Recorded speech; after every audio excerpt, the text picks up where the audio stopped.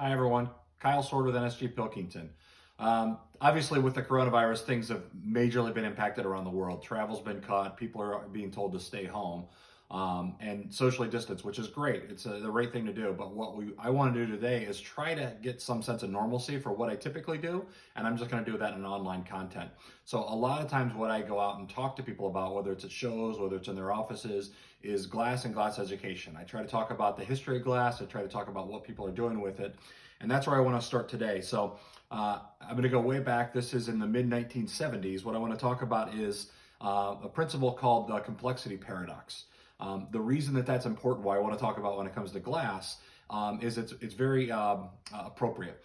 And what the complexity paradox is two things. One is your brain is designed to take complex patterns and complex ideas and really condense that down into really simple ideas. So you take this really, really complicated thing, you put it down into where there's 3 or 4 things that you have to remember, and that's how your brain kind of remembers that thing. So that is in conflict with what is the real world today, which is the world is getting more and more and more complicated. And so as things get more complicated, those simple answers just aren't available.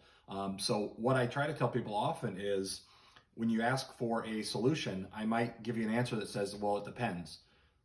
That's unfortunately probably the right answer sometimes, but it's not any easier to be able to do your job. So that's what I try to look at. And how that applies to glass is glass has got really, really, really complicated over the last couple hundred years. What I'm going to show you today is 2 things. This is a sample box from the 1970s.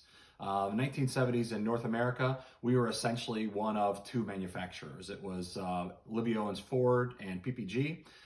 We made plate glass at that time. We started making float glass here in the 60s, late 50s, but really plate glass was still the general product that was used in most commercial buildings. So there's 2 manufacturers that make plate glass, and if you can see our sample kit, we essentially made 12 different products. So a couple thicknesses, a couple different colors.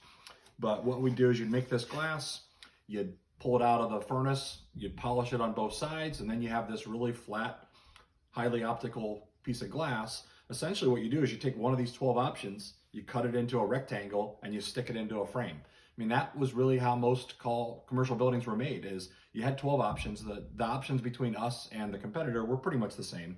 But really, 12 options, you cut it in, stuck it in a hole. I mean, that's pretty simple. Boils down, even in the 1970s, to what it took to make a window in a building. Compare that to today, there's probably in North America 24 different manufacturers that all make their own different products. Maybe not all the base glass, but the base glass plus the coating, there's at least a couple dozen different manufacturers. And instead of just taking that piece of glass, cutting in a rectangle and sticking it in the hole, what you've got to do is you typically are taking a low E glass, you're dropping that in what's called an IGU, an insulated glazing unit, with most times an uncoated piece of glass as the interior light. And now these 2 pieces of glass in combination in an IGU are what is put into the building as a window. So essentially, instead of making 12 pieces of glass, 12 different types, we now have probably 100, 150 different types, depending on how you want to classify it. So that times 2, because there's all these different combinations you can get, times 20 or 30 different manufacturers, means that there's literally millions of different combinations that you can do. And there's all these new codes. Instead of just saying we want a building that looks like this and performs like this, now we're saying we want buildings that can deter birds. We want buildings that can drive daylight. We want buildings that are switchable. We want buildings that generate electricity. I mean, there's all these different complex things that are out there that are available today and that are coming. And so as a result, there's all this complexity, and people are saying, well, I just want a simple solution. There's just sometimes not a simple solution, and it may be different depending on the building, depending on the orientation, depending on all these things.